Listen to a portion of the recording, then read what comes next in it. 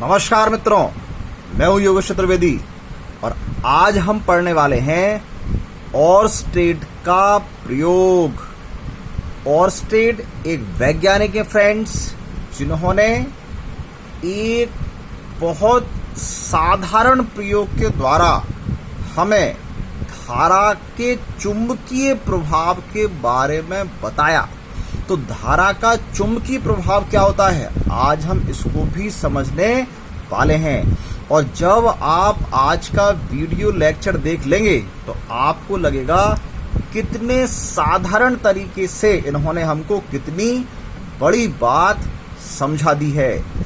तो friends, Oersted हैं Denmark के वैज्ञानिक और इन्होंने 1820 में अपने प्रयोग द्वारा धारा के चुंबकीय प्रभाव की खोज की। धारा का चुंबकीय प्रभाव होता है कि जब आप किसी चालक तार में दिष्ट धारा डीसी करंट प्रवाहित करते हैं तो उसके चारों ओर चुंबकीय क्षेत्र उत्पन्न हो जाता है। अर्थात जब आप किसी चालक तार में धारा प्रवाहित करते हैं तो वो चुंबक के जैसा व्यवहार करता है। आसपास का जो क्षेत्र है वो क्षेत्र जैसे कहीं चुंबक रखी हुई है वैसा ही व्यवहार दर्शाएगा जैसा यहाँ पर तार में धारा प्रवाहित करने पर हो रहा है।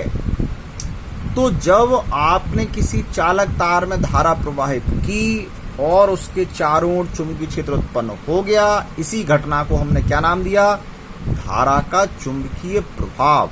मतलब हमारा जो डीसी करंट है उसमें ये गुण है कि वो चुंबकीय प्रभाव का प्रदर्शन करता है, ये घटना उसके साथ होती है।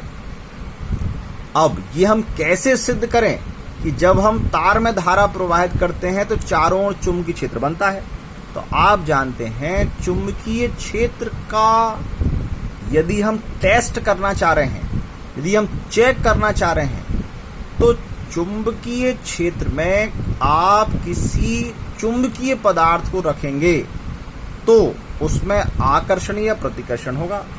और हमारे पास सबसे अच्छा चुंबकीय पदार्थ चुंबकीय सुई, कोई चुंबक।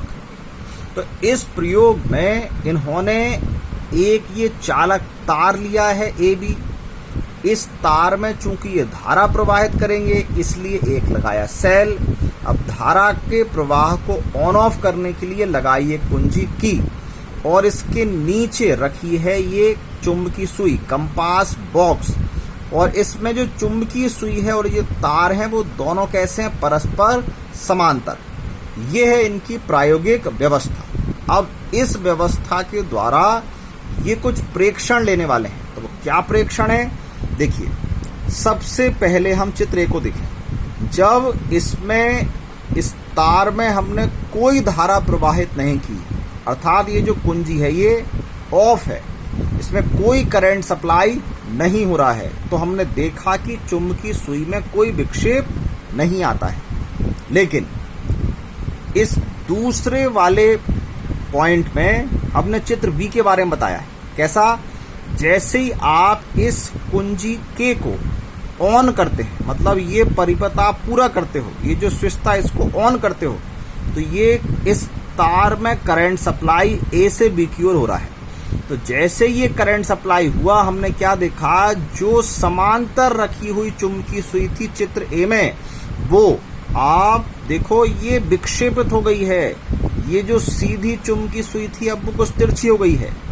तिरछी होने का मतलब चुंबकीय सुई में विक्षेप आ गया है, चुंबकीय सुई हिल गई है।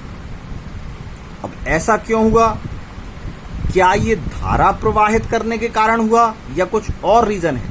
तो इसको समझने के लिए हमने जो इसमें ये जो सेल लगाया है, इस सेल को पलट के लगाया। ऐसा करने से क्या हुआ, पहले सेल के कारण धारा ए से बी की ओर प्रवाहित हो रही थी, अब धारा प्रवाहित होगी कहाँ, बी से ए की ओर। डायरेक्शन इसकी अपन चेंज कर लेते हैं। देखो ये सिरा अब भी ए है और ये सिरा है बी, तो डायरेक्शन अब क्या हो जाएगी, बी टू ए। तो जैसे ही यहाँ पर डायरेक्शन बदली है इस धारा की, तो हम देख रहे हैं विक्षेप की डायरेक्शन भी बदल गई है। इसका मतलब ये जो चुंबकीय सुई का विक्षेप है ये इसी प्रवाहित होने वाली धारा के कारण ही हो रहा है। आप इसको फिर से ऑफ कर दें तो आपको चित्र ए जैसी स्थिति मिल जाएगी कि चुंबकीय सुई समांतर हो जाएगी। जैसे ही आप ऑन करेंगे तो या तो करंट ए से बी की ओर सप्लाई होगा या करंट बी से ए की ओर। तो दोनों ही दिशा में जो स्थिति चित्र बी और सी में आप देख पा रहे हैं ऐसी स्थिति आपको बनती हुई दिखेगी। तो इसका मतलब इस चुंबकीय सुई को विक्षेपित कौन कर रहा है? ये तार में प्रवाहित होने वाली धारा। और चुंबकीय सुई का ये जो विक्षेप है, यहाँ हमने चौथा पॉइंट जो डाला है, देखो ये पहला पॉइंट चित्र ए है, दूसरा चित्र बी है, तीसरा चित्र सी है। अब हमने चौथा पॉइंट जो इसमें डाला है वो क्या है? इसमें जो धारा प्रवाहित हो रही है यदि हम इसकी प्रबलता बढ़ा दें, मतलब अगर पहले हमने इसमें 5 एम्पियर धारा प्रवाहित की थी और फिर हम कर दें 10 एम्पियर, तो आप देखेंगे जो विक्षेप पहले था उससे ज्यादा विक्षेप होगा, चुंबकीय सुई और ज्यादा हिलेगी। या यदि हम इस कंपास बॉक्स को इस चुंबक, ये जो तार अब चुंबक जैसा काम कर रहा है, इस तार के पास हम ले जाएं तो हम देखते हैं कि इसमें विक्षेप और ज्यादा होता है। इसका मतलब हो ना हो, जब हम तार में धारा प्रवाहित कर रहे हैं तो आसपास चुंबकीय क्षेत्र बन रहा है, क्योंकि चुंबकीय सुई को या इस चुंबक को केवल कौन प्रभावित कर सकता है? कोई दूसरा चुंबक जिसका अपना चुंबकीय क्षेत्र ही इसके आकर्षण या प्रतिकर्षण का कारण बनेगा। तो इसका मतलब ये हुआ कि यदि हमारी चुंबकीय सुई में विक्षेप आ रहा है तो आसपास चुंबकीय क्षेत्र होना चाहिए।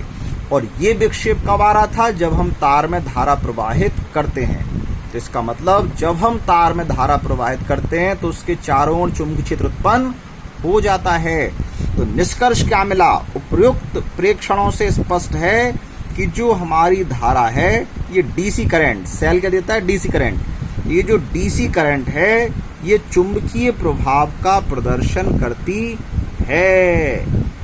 तो फ्रेंड्स, ये था ऑस्ट्रेट का प्रयोग। तो ऑस्ट्रेट ने इस सिंपल प्रयोग के द्वारा हमें ये बता दिया कि जब आप किसी चालक तार में धारा प्रवाहित करेंगे तो उसके चारों ओर चुंबकीय क्षेत्र उत्पन्न हो जाएगा, अर्थात धारा चुंबकीय प्रभाव का प्रदर्शन करती है। लेकिन इन्होंने ये नहीं बताया है कि ये जो चुंबकीय सुई का विक्षेप आ रहा है, इस विक्षेप की डायरेक्शन क्या होनी चाहिए। यहाँ तो चित्र पे अपन समझ पा रहे हैं, लेकिन यदि हम कहीं और तार रखें, चुंबकीय सुई किसी और पोजीशन में रखें, तो विक्षेप की डायरेक्शन किस प्रकार होगी। तो अब हम नेक्स्ट वीडियो में आपको ये समझाएंगे कि इस तार में धारा प्रवाहित करने पर चुंबकीय सुई में विक्षेप की दिशा क्या होती है। इसको बताया है किसने? अब इसको जानने के लिए तो आपको नेक्स्ट वीडियो मेरा देखना पड़ेगा। फिर मिलेंगे फ्रेंड्स नेक्स्ट वीडियो में। तब तक बहुत मन लगाकर पढ़ाई करिए। नमस्कार।